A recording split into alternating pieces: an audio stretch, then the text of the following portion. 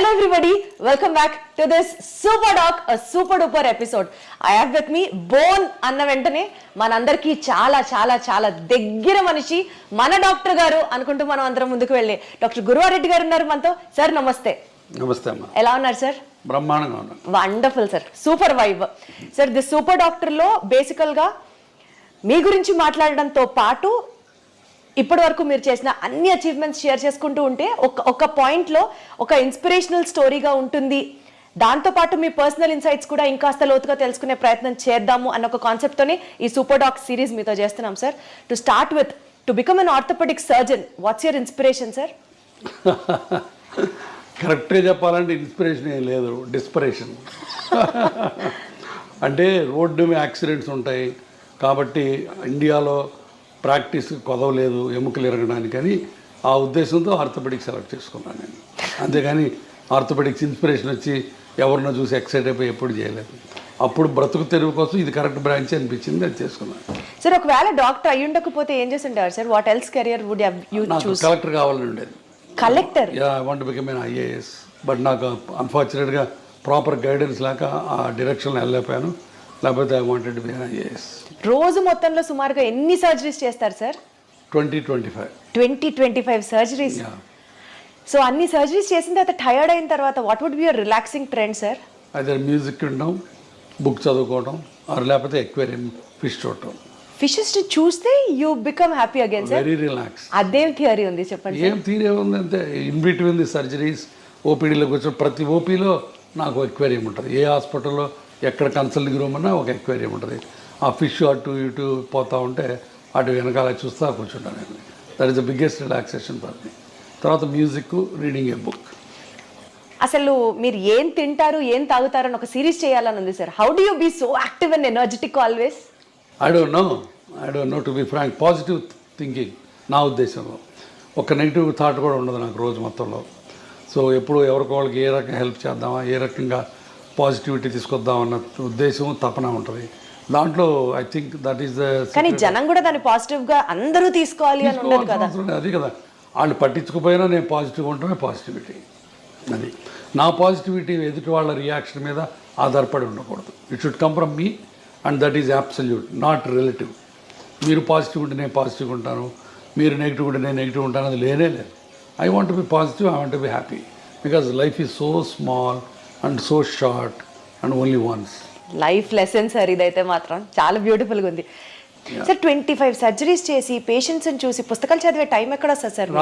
రాత్రి పడుకునేటప్పుడు bed side reading ఒక 1 hour చదువుతాను కంపల్సరీగా. Almost 1 hour. హార్డ్లీ మీరు 1-2 గంటలు పడుకుంటారా? లేదు, 6-7 గంటలు పట్టుకుంటాను. 11కి పడుకుంటాను, మళ్ళీ 5కి లేస్తాను. So 6 hours. తర్వాత కార్లో వెళ్ళేటప్పుడు చదువుతుంటాను book. Okay. So sir one thing, మీ పేషెంట్సే మీ నుంచి ఇది నా అలవాటు అని సర్ప్రైజ్ అయ్యే ఎలిమెంట్ ఏదైనా ఉందా అంటే ఏం చెప్తారు? నా అలవాట, రోజుకి ఒక 1/2 కిలో వేరుశనగ పప్పులు తింటాం. నాకు పీనట్స్ అంటే భలే ఇష్టం. వేరుశనగ పప్పులు అవి ఉడకబెట్టి పెడతారు అక్కడ. సో పేషెంట్ మధ్యలో తింటూ ఉంటాను. అదే ఆశ్చర్యంగా ఉండొచ్చు బహుశా, ఇన్ని పప్పులు తింటాడు అయినా అని. సో నాకు తెలిసి సార్ వేరుశనగ పప్పులు తినడం, ఈ అక్వేరియం ని మెయింటైన్ చేయడం అన్నది ప్రాబబ్లీ ఈ విషయం ఎవరికి తెలిసి ఉండకపోవచ్చు. Only after this interview I take the credit. Exactly. Sir one life lesson what medicine has taught you అంటే ఏం చెప్తారు sir? Do whatever you can do without expecting anything and then God will give you whatever you deserve. అంటే less expectations, ఒక్క మాటలో చెప్పాలంటే absolutely no expectation and do it with your heart, not with your brains.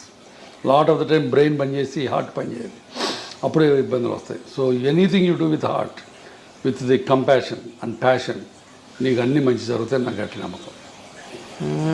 Got it sir. Good intent will help. Exactly. Sir you being an orthopedician sir, bones అనేవి బేసికల్గా body స్ట్రక్చర్కి help చేస్తాయి and support ఇస్తాయి బాడీకి అని కాకుండా నిజంగా bones role ఇంకా ఉందా sir? What usually people don't know or neglect about it? బోన్స్కి obviously it's a skeleton made up of bones and నడవటానికి, కూర్చోవడానికి బోన్స్, జాయింట్స్ ఆల్ ఒక కాంప్రహెన్సివ్ యూనిట్. ఆ బోన్స్ సరిగా లేకపోతే పెయిన్స్ వస్తాయి. ఒక పోస్ట్ మెనోపాజల్, ఇప్పుడు ఆడవాళ్ళకి పీరియడ్స్ అయిపోయిన తర్వాత బాడీ అంతా పెయిన్స్ వస్తాయి. అది because of the bone pain, because of the calcium ఉండదు, వైటమిన్ డి అబ్జార్ప్షన్ ఉండదు. కాబట్టి one of the most important problems of A old age is bones not being healthy. తర్వాత బోన్స్ నాట్ హెల్తీగా ఉండటం వల్ల పడిపోతుంటాం, ఫ్రాక్చర్లు అవుతుంటాయి. సో కాబట్టి బోన్స్ చాలా చాలా రకాలుగా బోన్స్ అండ్ జాయింట్స్ మనిషి మనుగడకి లాస్ట్ చర్మాంకంలో సుఖంగా జీవించడానికి ముఖ్యంగా కావాల్సింది bones and joints. Body organs bones తో ఇంటరాక్ట్ అవుతాయి అన్న స్టేట్మెంట్ ని మీరు ఏకీభవిస్తారా? తప్పకుండా. ఎందుకంటే చివరి రోజుల్లో the balance of the body is very important. అది కోర్ మజిల్స్ అవన్నీ కూడా మన మజిల్స్ బోన్స్ స్ట్రాంగ్గా ఉంటే మీరు పడకుండా ఉంటారు, లేకపోతే కింద పడిపోయి ఫ్రాక్చర్లు అవుతుంటాయి. I mean to ask you sir, digestive system ప్రాపర్గా ఫంక్షన్ అయితే బోన్స్ హెల్దీగా వర్క్ చేస్తాయి. అంతే కదా, మరి డౌట్ ఏముంది దాంట్లో. ఇప్పుడు మాల్ అబ్జార్ప్షన్ సిండ్రోమ్స్ ఉంటాయి.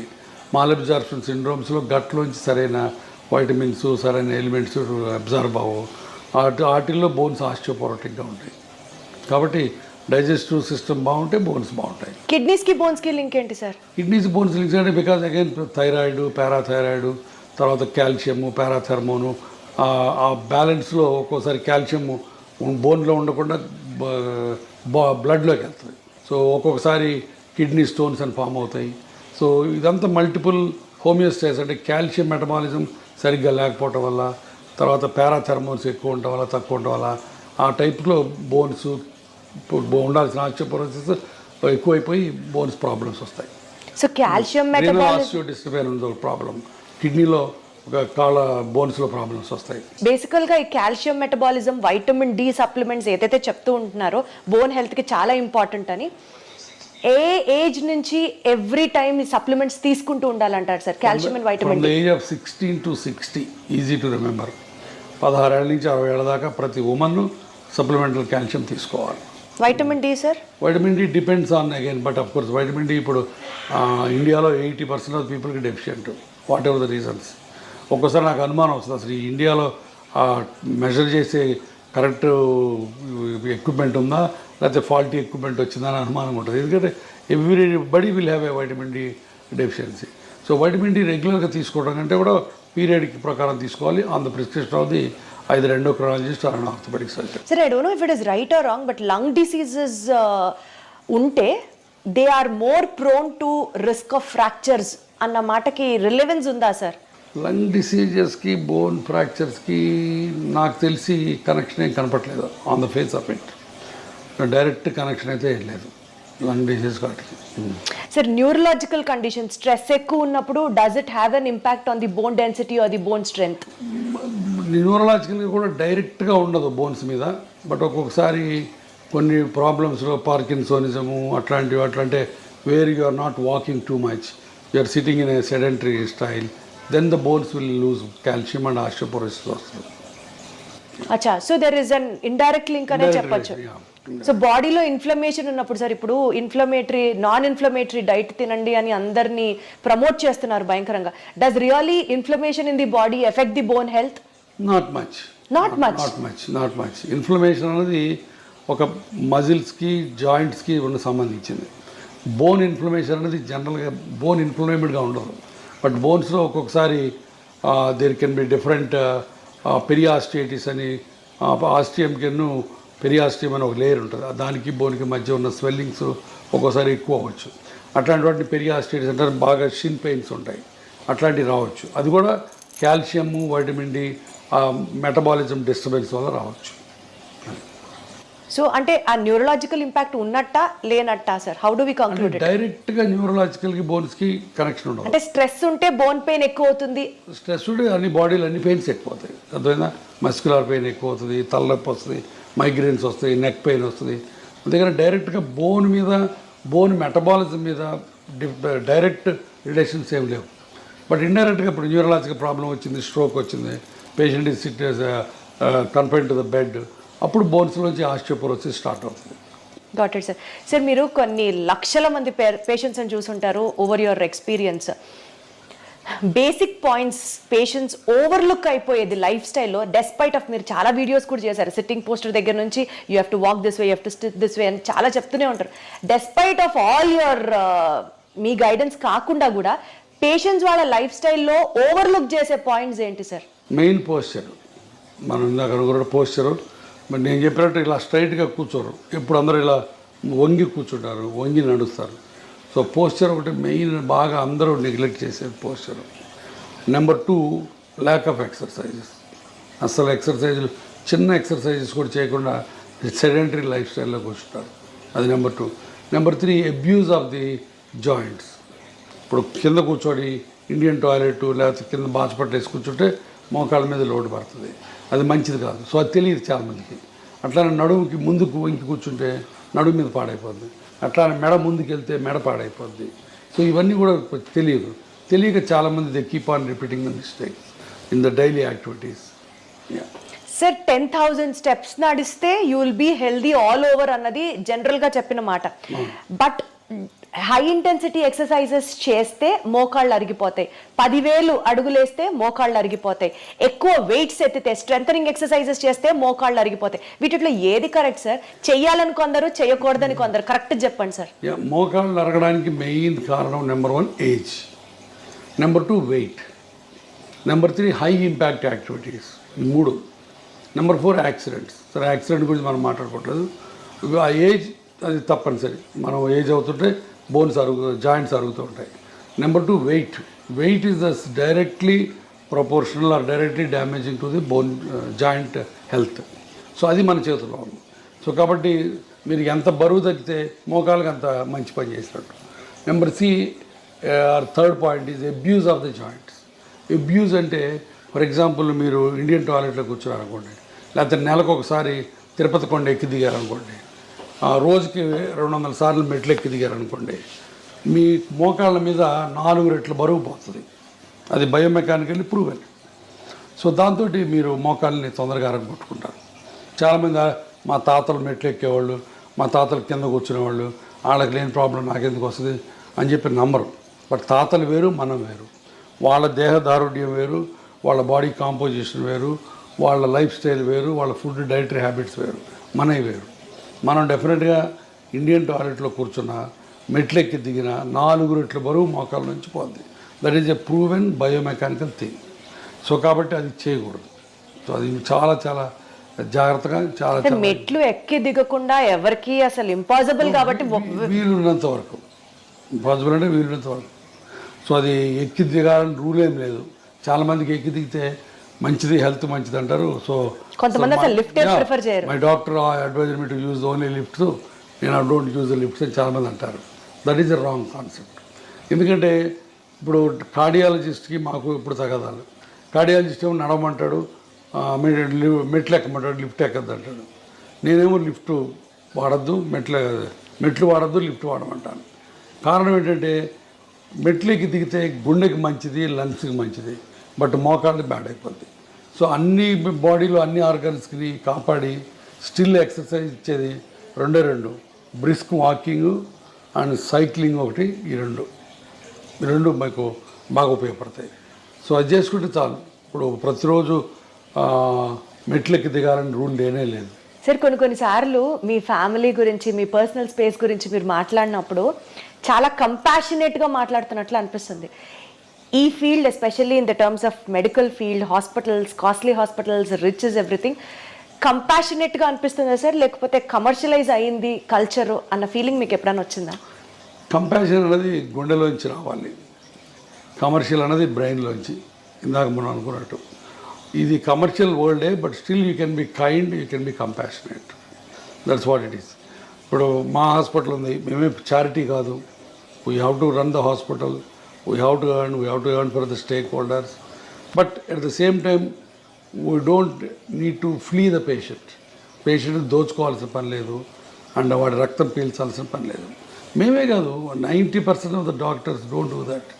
బట్ ఆ దురదృష్టవశాత్తు thanks to media, thanks to the people, మేమందరం దొంగలవి, మేమందరం రాబందులవి, మేమందరం బందిపోట్ల కింద చిత్రీకరించబడుతున్నాం. The unfortunate thing there. కాబట్టి కంపాషన్ బేసిక్గా లేకపోతే you are not fit to be a doctor. So compassion తోటే అందరూ ప్రాక్టీస్ చేస్తాం, బట్ ఒక్కోసారి బయటికి కమర్షియల్ ఎలిమెంట్సే బయటకు వస్తాయి.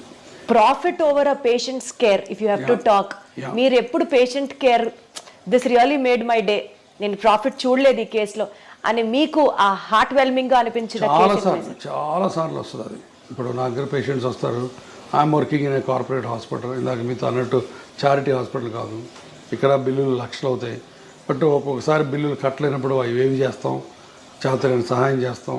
ఇప్పుడు నేను ట్రస్ట్ పెట్టాను, ఆ ట్రస్ట్లో హెల్ప్ చేస్తాం. సో చాలా రకాల హెల్ప్ చేస్తాం.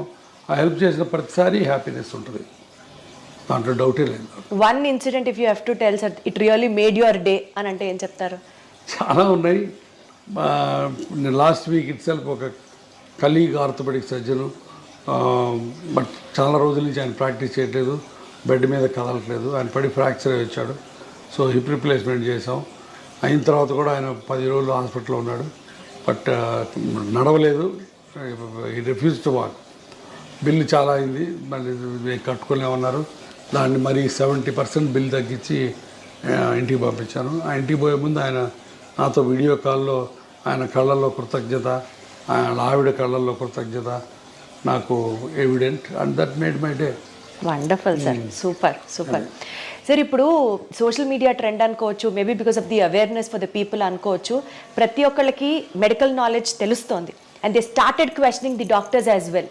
అబ్సల్యూట్లీ. మీరు అప్రిషియేట్ చేస్తారా యాక్ట్ని, or you get bored or you know విసుగొస్తుందా? విసుగు రాదు, 70% దాకా టాలరేట్ చేస్తాను, బట్ ఒక్కోసారి వాళ్ళు గీత దాడతారు. గీత దాటి ఏం జరిగింది సార్ అలాంటి సంఘటన ఒకటి చెప్పండి. ఏదో ఫర్ ఎగ్జాంపుల్ నిన్న మోకాళ్ళ ఆపరేషన్కి ఒక ఆయన వచ్చాడు, ఆయన ఏదో ప్రొఫెసర్ ఎక్కడో, కొంత నాలెడ్జ్ ఉంది, సో క్వశ్చన్స్ అడుగుతున్నాడు. నేను చాలా ఓపిక్గా 20 నిమిషాలు ఆన్సర్లు ఇచ్చాను. మళ్ళీ 21 తర్వాత మళ్ళీ మొదలుపెట్టాడు. నాకు కొంచెం కోపం వచ్చింది. మిగతా పేషెంట్లు వెయిట్ చేస్తారు. నేను చెప్పాను, ప్రొఫెసర్ గారు మీరు ఇందాక అడిగిన వాటన్నిటి సమాధానాలు చెప్పాను, మళ్ళీ అదే క్వశ్చన్స్ అడుగుతున్నారు, సేమ్ సమాధానాలు చెప్తారు, కొత్త సమాధానాలు ఉండవు. మీరు అనుకున్నట్టు సమాధానం రావాలంటే రాదు, సమాధానం ఒకటే ఉంటుంది, మీరు అనుకున్నట్టు రాదు అని చెప్పాను. అంటే తిట్టినట్టు చెప్పలేదు, బట్ కొంచెం వాయిస్ పెంచి చెప్పాను. ఆయన అర్థం చేసుకున్నాడు, డాక్టర్ గారికి కోపం వచ్చినట్టుందని మెదకుండా వెళ్ళిపోయాడు. బట్ చాలా తక్కువ అలాంటి ఇన్సిడెంట్స్.